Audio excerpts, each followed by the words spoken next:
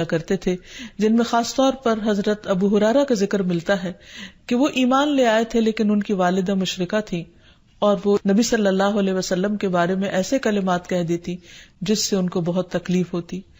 تو ایک مرتبہ اسی طرح کے کچھ کلمات سن کر وہ روتے ہوئے نبی صلی اللہ علیہ وسلم کے پاس آئے، کہنے لگے کہ یا رسول اللہ صلی اللہ علیہ وسلم، آپ میری والدہ کی ہدایت کی دعا کیجیے.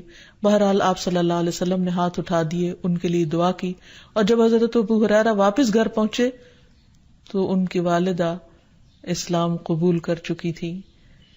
حقیقت یہ ہے کہ والدین کے لیے خود بھی دعا کرنی چاہیے اور دوسروں سے بھی دعا کی درخواست کرنی چاہیے.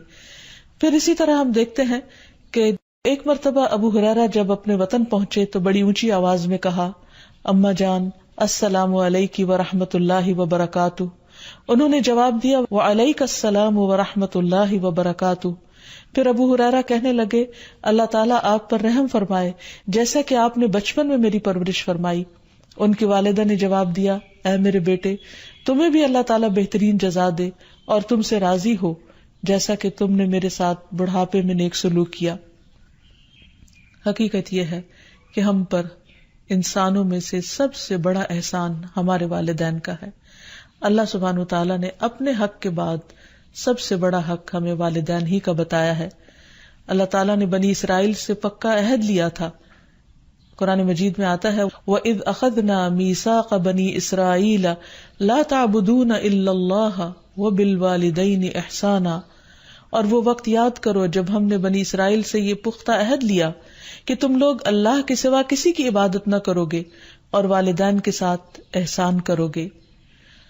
تو حقیقت یہ ہے کہ والدین کے ساتھ احسان کرنا اس لیے ضروری ہے کہ ہم ان کا حق ادا نہیں کر سکتے جتنی وہ محبت کے ساتھ ہمیں پالتے ہیں. بچے والدین کی خدمت عزت کرتے بھی ہیں تو بعض اوقات مشکل میں پڑ کر بد دلی کے ساتھ، اس محبت کے ساتھ نہیں جو والدین کی محبت اپنی اولاد کے لیے ہوتی ہے، اور وہ ہر کام خوشی خوشی کرتے ہیں. والدین اپنے بچوں کے بڑا ہونے کی دعائیں مانگتے ہیں، لیکن جب والدین بوڑھے ہو جاتے ہیں تو بچے ان کے خیر و عافیت کے ساتھ دنیا سے رخصت ہونے کی دعائیں مانگتے ہیں. اور پھر والدین میں سے بھی خاص طور پر ماں کا حق ادا کرنا اور بھی زیادہ ضروری ہے، کیونکہ باپ کے مقابلے میں بچے کی پیدائش، تعلیم اور تربیت میں ماں کا حصہ اور ہاتھ زیادہ ہوتا ہے، وہ تکلیفیں بھی زیادہ اٹھاتی ہے. اور والدین کے لیے دعائیں کرنے کے ساتھ ساتھ ان کے ساتھ ادب اور احترام کا سلوک بھی کرنا چاہیے، خواہ وہ مسلمان نہ بھی ہوں، خواہ وہ اللہ تعالیٰ کے فرما بردار نہ بھی ہوں. اس سلسلے میں ہم دیکھتے ہیں کہ حضرت اسما کی والدہ ان کے پاس آئیں جو کہ ابھی اسلام قبول نہیں کی تھی. تو وہ نبی صلی اللہ علیہ وسلم کی خدمت میں حاضر ہوئی اور پوچھا کہ میری والدہ میرے پاس آئی ہیں اور بہت رغبت کے ساتھ مجھ سے ملنا چاہتی ہیں، تو کیا میں ان سے مل سکتی ہوں، ان کی مدد کر سکتی ہوں؟ تو آپ نے فرمایا تھا، صلی امکی، تم اپنی ماں کے ساتھ صلہ رحمی کرو.